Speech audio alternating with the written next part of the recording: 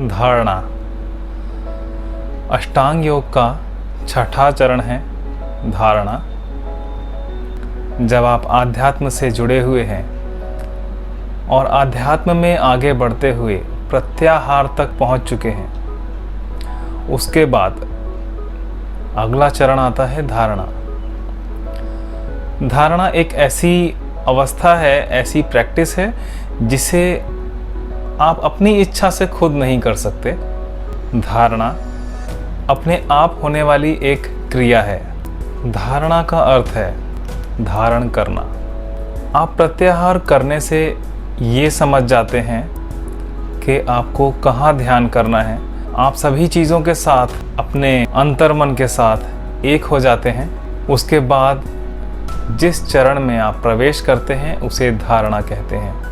धारणा में आपको नॉर्मली जो लोग कहते हैं कि किसी एक बिंदु पर, किसी एक पॉइंट पर या किसी भी एक चीज़ पर, चाहे वो भगवान हो, कोई मंत्र हो, कोई शब्द हो, कोई चित्र हो, आपको अपना ध्यान पूरी तरह से केंद्रित करना है, पूरी तरह से उसमें खो जाना है, उसी ध्यान में डूब जाना है, उसे धारणा कहते हैं। लेकिन धारणा इससे ऊपर भी बहुत कुछ है।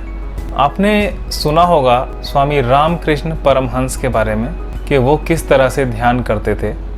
उनके बारे में कहा जाता है उन्होंने राम के ऊपर भी ध्यान किया, माता सीता के ऊपर भी ध्यान किया, हनुमान जी के ऊपर भी ध्यान किया और न जाने कितने देवी देवता उन पर उन्होंने ध्यान किया। और जब वो किसी भी देवी देवता पर ध्यान करते थे तो वो उसमें इतने खो जाते थे कि वो खुद वो देवी या देवता हो जाते थे। भले ही वो खुद के लिए, हमें दूसरों के लिए देवी देवता नहीं बनना है, हमें अपने लिए ध्यान करना है, तो अपने लिए हमें अपने आप में खो जाना है। वो राधा जी पर ध्यान करते थे, कृष्ण पर ध्यान करते थे तो बिल्कुल कृष्ण की तरह हो जाते थे। उनकी आँखें, उनका बोलने चालने का ढंग, उनका बर्ताव, उनकी हंसी, मतलब कि जिस तरह की कृष्ण की छवि उन्होंने अपने मन में समाई हुई है, वैसे ही छवि वो अपने अंदर से निखार कर बाहर लाते थे और वैसे ही बन जाते थे, बिल्कुल वैसा ही बर्ताव करते थे। तो धारणा करने से मेरा अर्थ है कि आप जैसी भी पर्सनैलिटीज़ को जानते हैं जो ध्यान करने में बहुत सक्षम हैं। आप अगर किसी को नहीं जानते हैं तो आप शिव को जानते हैं। आप शिव पर ध्यान कीजिए। अगर आप शिव पर नहीं करना चाहते हैं, आप कृष्ण पर ध्यान कीजिए। मैं किसी देवी देवता पर ध्यान करने के लिए नहीं कह रहा हूँ, मैं बस ये कह रहा हूँ कि आप उनकी तरह बन जाइए। एक नाटक कीजिए उनकी तरह बनने का। मान लीजिए मैं ध्यान करता हूँ, तो जब मैं ध्यान करता हूँ तो मैं अपने विचारों में सोचता हूँ कि मैं शिव हूँ, मैं अब शिव हूँ। तो शिव किस पर ध्यान करते होंगे, वो क्या ध्यान करते होंगे, वो खोज मैं अपने भीतर लाता हूँ। खुद को कुछ समय के लिए शिव मानता हूँ और कोशिश करता हूँ आसान से आसान ध्यान करने की या ध्यान में रहने की।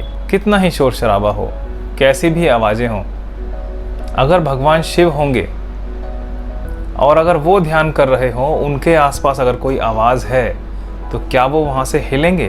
क्या वो उन आवाज़ों से डिस्टर्ब होंगे? शायद नहीं।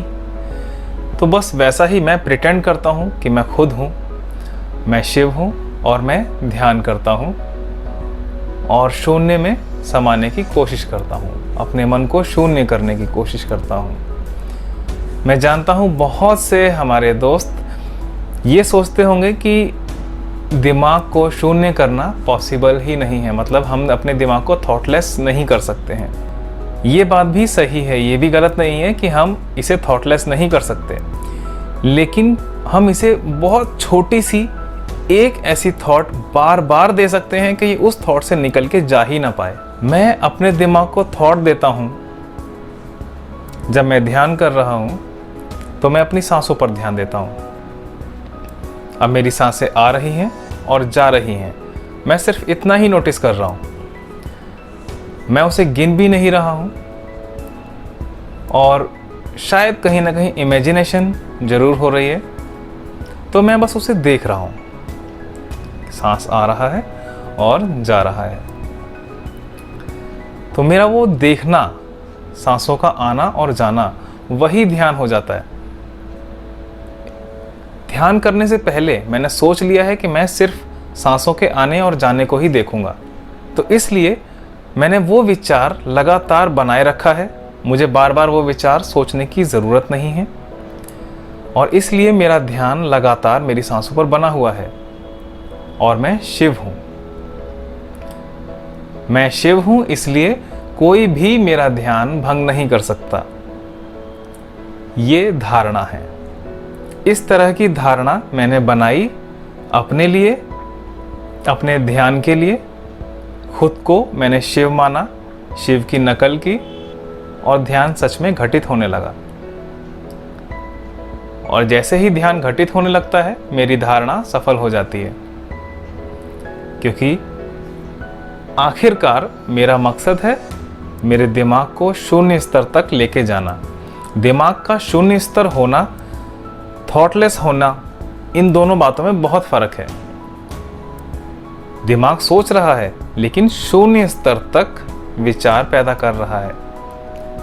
किसी एक ही विचार पर वो टिका हुआ है, इसका मतलब है वो शून्य हो गया है, आगे का कोई विचार उसमें आ ही नहीं रहा है। तो मैं अपने दिमाग को इस तरह से शून्य स्तर पर ले जाकर लगातार उसको जितना देर हो सके वहाँ तक रखता हूँ। यही धारणा है।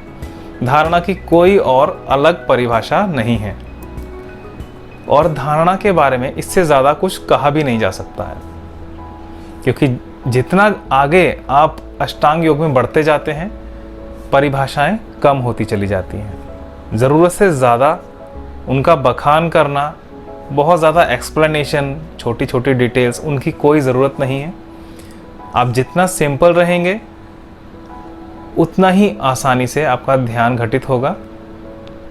और ध्यान के स्तर तक, समाधि के स्तर तक जाने के लिए आपको चीज़ों को छोड़ना है, पकड़ना नहीं है। आपको जो कुछ भी आता है आप छोड़ते जाइए, जो कुछ भी पता है छोड़ते जाइए। बहुत ज़्यादा कॉम्प्लिकेशन नहीं चाहिए किसी भी चीज़ में, किसी भी थॉट में, किसी भी प्रैक्टिस में। सिर्फ एक चीज़ बहुत ज़रूरी है धारणा के समय, क्योंकि धारणा सिर्फ विजुअलाइजेशन नहीं है, वो सिर्फ इमेजिनेशन नहीं है। जब आप धारणा करते हैं तो आप विजुअलाइजेशन तो करते ही हैं, चाहे आप शिव बने, चाहे कृष्ण बने, चाहे साईं बाबा बने, कुछ भी बने, वो आपके ऊपर है। चाहे आप बुद्ध बने, आप वो विजुअलाइज कर रहे हैं कि आप हैं, आप बुद्ध हैं, तो आपको वो फीलिंग भी लानी होगी कि वो कैसा महसूस करते हैं जब वो बुद्ध हैं। वो दिल के अंदर वो चैन आपको लाना पड़ेगा, वो कोशिश करनी पड़ेगी वो फील करने का कि आप बुद्ध हैं। अपने मन को समझाना पड़ेगा, थोड़ी देर के लिए आपको नकल करनी है। मैं ये नहीं कह रहा हूँ कि आप जो नहीं हैं आप वो बनने की कोशिश करें। मैं सिर्फ आपके ध्यान को घटित होने के लिए एक मार्ग बता रहा हूँ, एक रास्ता, बहुत सरल रास्ता। मैंने अपने भीतर धारणा की शिव की। अब मैं शिव हूँ, मैं जानता हूँ शिव का चरित्र मेरे दिमाग में, मेरे मन में पूरी तरह से बसा हुआ है। मैं जानता हूँ शिव कौन है। कम से कम मेरे लिए वो एक महायोगी हैं, वो योगियों के गुरु हैं। तो उनसे अच्छा योग, उनसे अच्छा ध्यान कोई नहीं कर सकता। तो मैं कुछ भी इमेजिन कर सकता हूँ कि मैं कौन हूँ, कैसा दिख रहा हूँ। बिल्कुल मैं इमेजिन कर सकता हूँ कि मैं कैसा दिख रहा हूँ, कैसा महसूस कर रहा हूँ। मैं ये भी फील कर सकता हूँ, मुझे ये भी महसूस करना है कि मैं कैसा महसूस कर रहा हूँ। ऊपर से मैं शिव दिख रहा हूँ, भीतर से मैं शिव हूँ और मैं ध्यान कर रहा हूँ। और ध्यान कर नहीं रहा हूँ, मैं बस शून्य हो गया हूँ, कोई विचार मेरे पास नहीं है। तो मैं जहाँ जितना आसान हो सके, जितनी आसान स्थिति हो उसमें बैठूंगा और जितना आसान पॉइंट है मेरे ध्यान लगाने का, मैं उस पर ध्यान लगाऊंगा और बस उसी में खो जाऊंगा। तो इसको बोलते हैं कि आप जिस चीज़ पर ध्यान लगाएं आप वैसा हो जाएं। तो मैं जब ध्यान लगा रहा हूं तो मैं जब सांसों पर ध्यान लगाऊंगा, मैं शिव हुआ, पहले मैं शिव हुआ, फिर मैंने शिव की धारणा की, शिव के माध्यम से मैंने अपनी सांसों पर ध्यान दिया। अब लगातार अपनी सांसों के आने और जाने को मैं देख रहा हूं, तो अब मैं अपनी सांसों में बहने लगा। धीरे धीरे मैं अपनी सांसों में खो गया और मुझे कुछ भी दूसरा याद ही नहीं रहा। ये धारणा है, ये अवस्था धारणा है। ये स्थिति जब आप पा लेते हैं तो उसके बाद ध्यान अवस्था अपने आप पा लेते हैं, क्योंकि यही स्थिति परिणित होकर ध्यान बनती है। थोड़ी थोड़ी देर की धारणा एक बड़ा ध्यान बन जाती है। आप 2 मिनट 3 मिनट धारणा करते हैं, 5 मिनट धारणा करते हैं और बार बार धारणा करते हैं, बीच में ध्यान टूटता है, फिर से आप धारणा करते हैं। तो जब आपका ये फ्लो पूरा लयबद्ध हो जाता है, मतलब जब आपको प्रैक्टिस हो जाती है कि आपका ध्यान टूटे बिना आप लगातार धारणा कर रहे हैं, तो वो ध्यान बन जाता है। तो धारणा का परिणित रूप जो है वो ध्यान है।